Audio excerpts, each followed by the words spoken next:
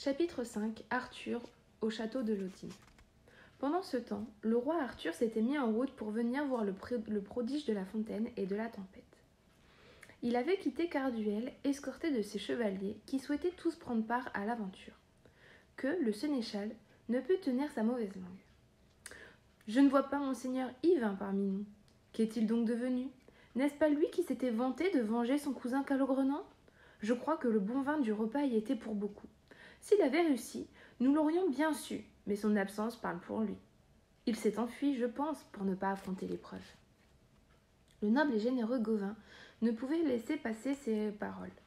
« Vous feriez mieux de vous taire que, si monseigneur Yvain n'est pas avec nous, c'est qu'il a dû avoir un empêchement. Arrêtez ces propos insultants. » Arrivé à la fontaine, le roi qui voulait voir la tempête versa sur le perron de l'eau puisée dans le bassin d'or. Aussitôt, les éléments se déchaînèrent, et monseigneur Yvain ne tarda pas à arriver, revêtu de son armure. Monté sur son cheval fougueux, il se précipita pour défendre la fontaine. Aussitôt, avant tous les autres, que demanda au roi l'autorisation de combattre. Comme toujours, il voulait être le premier, quoi qu'il arrive, à affronter l'adversaire. Le roi le lui accorda, et le sénéchal enfourcha son cheval. Yvain l'avait parfaitement reconnu à ses armoiries, et il était ravi à l'idée de lui donner une bonne leçon. Ils se ruèrent donc l'un contre l'autre au galop de leurs destriers. Les lances furent fracassées, mais le coup d'Yvain avait été un peu plus puissant. Que, désarçonné, fit la culbute et tomba piteusement à terre. Bien des spectateurs ne purent se retenir de sourire, car tous avaient été victimes de ces sarcasmes. Monseigneur Yvain ne voulait pas lui faire de mal. Il mit pied à terre et allait prendre le cheval de queue pour l'emmener au roi. « Seigneur, je vous rends ce cheval. Il n'est pas question que je m'empare de ce qui vous appartient. »« Et qui êtes-vous ? Je suis incapable de vous reconnaître. Dites-moi votre nom ou découvrez votre visage. »« C'est moi, Yvain, votre fidèle chevalier. » Que était effondré et honteux d'avoir prétendu qu'Yvain s'était enfui. Mais les autres étaient ravis. Ils n'étaient pas fâchés de la déconvenue du sénéchal, et surtout ils se réjouissaient de retrouver Yvain. Gauvin tout particulièrement, car c'était le compagnon d'aventure qu'il préférait. Quant au roi, il lui demanda de lui raconter tout ce qui lui était arrivé. Yvain leur rapporta point par point ses aventures et comment la demoiselle lui avait sauvé la vie. Après cela, il invita le roi et tous ses chevaliers à séjourner dans sa demeure. Ce serait pour lui un grand honneur. Le roi accepta de rester 8 jours entiers. Ils montèrent à cheval et se dirigèrent vers le château. Yvain avait envoyé un écuyer pour prévenir Lodine de la venue du roi. La dame, toute heureuse, pria ses chevaliers d'aller à la rencontre du roi de Bretagne. Ils le saluèrent avec beaucoup de considération, manifestant leur joie de le recevoir. À l'arrivée du roi, le château était en liesse. On avait sorti des tapis pour couvrir les sols des rues, et de riches soieries pour orner les murs des maisons. La ville retentissait du son des cors et des clairons. Les jeunes filles chantaient, accompagnées de flûtes, de tambourins et de cymbales pour fêter le roi Arthur. La dame de Landuc parut alors vêtue d'une robe d'hermine digne d'une impératrice. Un diadème de rubis ornait ses magnifiques cheveux blonds. Elle était belle comme une déesse. Souriante, elle s'approcha gracieusement du roi pour l'aider à descendre de cheval en lui tenant l'étrier afin de lui faire honneur. « Soyez le bienvenu, seigneur roi, et vous aussi, monseigneur Gauvin. Béni soit le jour qui vous amène en ces lieux. » Le roi la salua tout aussi aimablement et la prit galamment par la taille en homme courtois. Tous furent accueillis de façon joyeuse, chacun s'efforçant de leur être agréable. Au milieu de cette allégresse, 2 personnes eurent un plaisir particulier à se rencontrer. Ce fut une rencontre entre la lune et le soleil. Gauvin n'était-il pas appelé le soleil de la chevalerie, pareil à l'astre d'or qui illumine le monde chaque matin de ses rayons? Quant à Lunette, comme l'astre des nuits dont elle portait le nom, elle était incomparable de fidélité et de dévouement. C'était une ravissante brunette, de noble naissance, dont la sagesse et l'habileté s'alliaient à un caractère enjoué. Gauvin fut fort heureux de la connaître, car elle avait sauvé la vie de son meilleur ami. Elle lui raconta donc en détail tous ses efforts pour convaincre sa dame d'épouser Yvain, et comment elle l'avait sorti des mains de ceux qui la cherchaient en lui donnant l'anneau. Il était parmi eux et il ne le voyait pas. Monseigneur Gauvin s'amusait beaucoup à ce récit. « Demoiselle, Sachez que je suis à vous en cas de besoin, et même si vous n'avez pas besoin de moi. Je suis vôtre. Soyez dorénavant ma demoiselle. J'accepte avec reconnaissance, même si je ne souhaite pas être dans une telle détresse que j'ai besoin de votre aide. » La fête fut magnifique. Il y avait bien 60 dames, toutes belles, nobles et élégantes.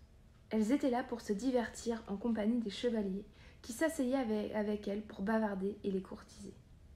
Quelle fête pour monseigneur Yvain de pouvoir ainsi recevoir le roi. Laudine était à ses côtés et s'empressait auprès de ses hôtes de manière exquise. La semaine se passa dans ces divertissements.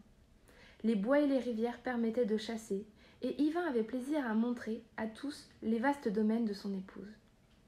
Durant cette semaine, tous les chevaliers sans exception avaient multiplié leurs efforts et leurs prières pour pouvoir emmener Yvain avec eux. Monseigneur Gauvin se montrait particulièrement insistant. « Comment, seigneur Yvain ? Seriez-vous à présent de ces chevaliers qui, à cause de leurs femmes, ne s'intéressent plus au combat ? Malheur à celui dont le mariage amoindrit la valeur. Celui qui a pour épouse une belle dame doit, au contraire, chercher à faire grandir son prestige. Si sa renommée décline, l'amour qu'on lui porte en fera autant. Une femme a vite fait de retirer sa faveur à un homme si celui-ci la déçoit. Allons, il faut que votre gloire grandisse.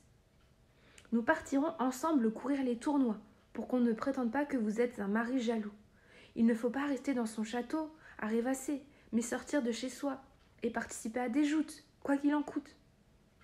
Je ne voudrais pas que notre compagnonnage ait à souffrir de votre nouvel état.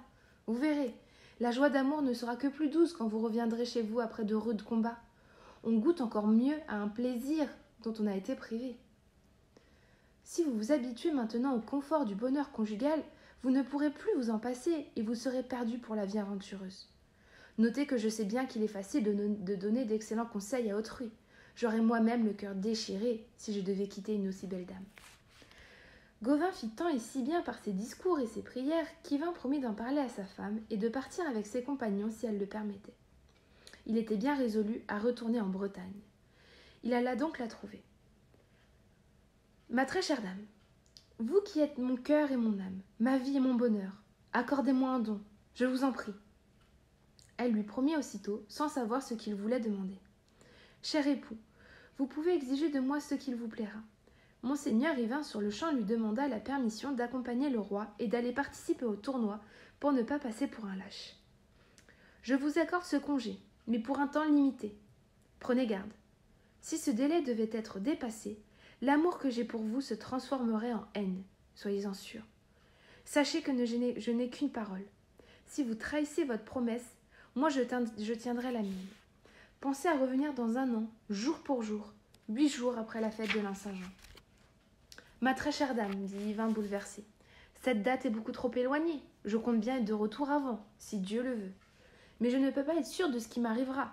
Si je suis malade, blessé ou prisonnier, il me sera impossible de respecter le délai fixé. Seigneur, je ferai donc une exception. Tant que vous penserez à moi, nul danger ne vous atteindra. Mettez à votre doigt cet anneau qui m'appartient. La pierre qui y est incrustée a des pouvoirs prodigieux. Sous sa protection, un amoureux fidèle et loyal ne peut subir aucun dommage. Ni prison, ni blessure ne le menacera, tant qu'il se souviendra de son ami. Cet anneau vous garantira mieux qu'un écu ou qu'un aubert. Je n'ai jamais voulu le prêter à personne, mais à vous je le confie par amour. Voici donc monseigneur Yvain libre de partir. Bien des larmes furent versées au moment des adieux. Mais le roi Arthur était impatient de s'en aller, et l'on amena les palefrois équipés pour le voyage. Il fallait se séparer, et Yvain dut s'arracher aux larmes et aux baisers de Laudine. La dame, après l'avoir accompagnée un moment, revint au château. Elle gardait avec elle le cœur d'Yvain, mais lui, d'autres pensées n'allaient-il pas bientôt le distraire ? Il allait retrouver avec ses compagnons la vie aventureuse des tournois.